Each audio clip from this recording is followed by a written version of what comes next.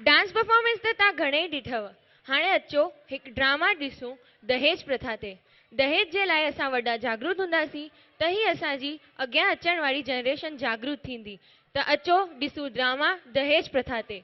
सिमरन खत्री जे लाइ तालियूं। सभु कुझु होजमालो में सिमरन खत्रीअ कोरियोग्राफ कयो अथई। हेलो। नहीं नहीं नहीं नहीं, आपसे किसने कहा हम दहेज नहीं लेते। हमें दहेज में गाड़ी, बंगला और फ्रिज भी चाहिए होगी।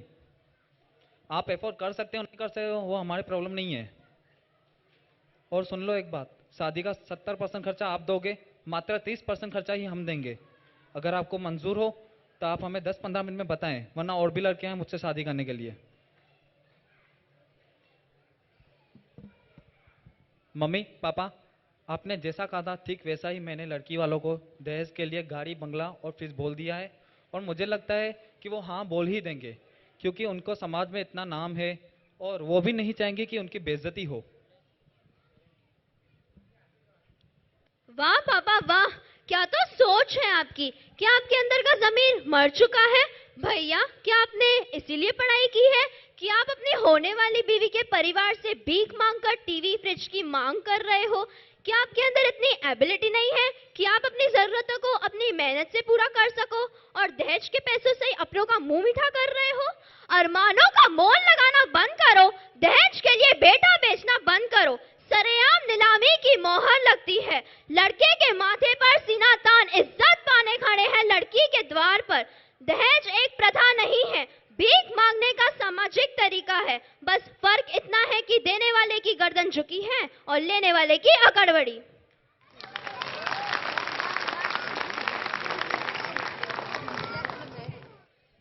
जो कल तक स्कूल और कॉलेज में टॉपर रही है, आज उसे अपने मायके जाने की भी परमिशन लेनी पड़ती है।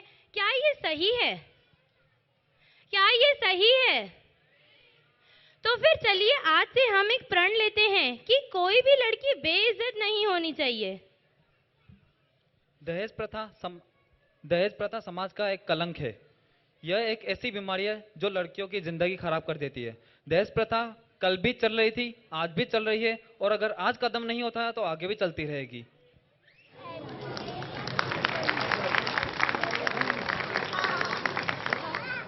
जोरदार ताड़ियों असांजे ॿारनि जे लाइ। हाणे हिकु ॿियो ड्रामा तव्हांजे साम्हूं अची रहियो आहे। हेशा बेटा, ये देखो आपका शादी का कार्ड आ गया। और ये देखिए आपकी ड्रेसेस भी आ गई है। पूरे 4 से 5 लाख की आपकी ड्रेसेस बनवाई है। आप एक बार देख लो, आपको पसंद ना आए तो हम डिजाइनर को बुला लेते हैं। पापा, ये सब तो अच्छी है और मुझे भी बहुत पसंद है, पर ये सब फालतू खर्चा हमें करना चाहिए। क्यों बेटा, क्या आपको पसंद नहीं आया? नहीं पापा, ये सब अच्छी है, मुझे भी बहुत पसंद है। तो क्या हुआ? पापा, एक बात बोलूं तो ये सब फालतू खर्चे हम क्यों कर रहे हैं? क्या 1 से 2 लाख का लहंगा पहनना जरूरी है? क्या खाने में 10 से 12 चीजें रखना जरूरी है? क्या सजावट 1 से 2 लाख का सजावट प्रवेश द्वार जरूरी है? क्या इन्हीं सब पैसों से हम किसी और की मदद नहीं कर सकते क्या? बेटा, आप क्या कहना चाहते हो? जो मन में हो खुल के बोलो।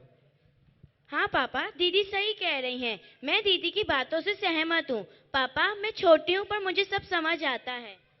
हाँ पापा, हमारे घर पे जो काम वाले आंटी अंकल आते हैं, उनकी भी तो 2 बेटियां हैं। क्या हम इन्हीं पैसों से उन 2 बेटियों की शादी में मदद नहीं कर सकते?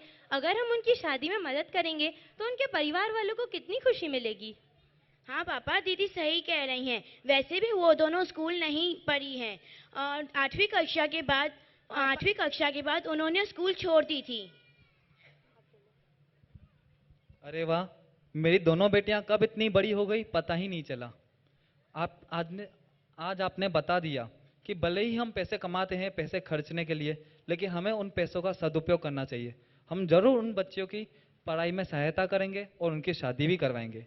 काश मुझे ये समझ पहले होती तो मैं उन दोनों को पैसों की मदद करके पढ़ा सकती। आज मुझे दुख हो रहा है अपनी उस गलती का, लेकिन पापा आज वो समझ आ गई है। अब से हम पैसों का दिखावा नहीं करेंगे और गरीबों की सहायता करेंगे। जरूर बेटा।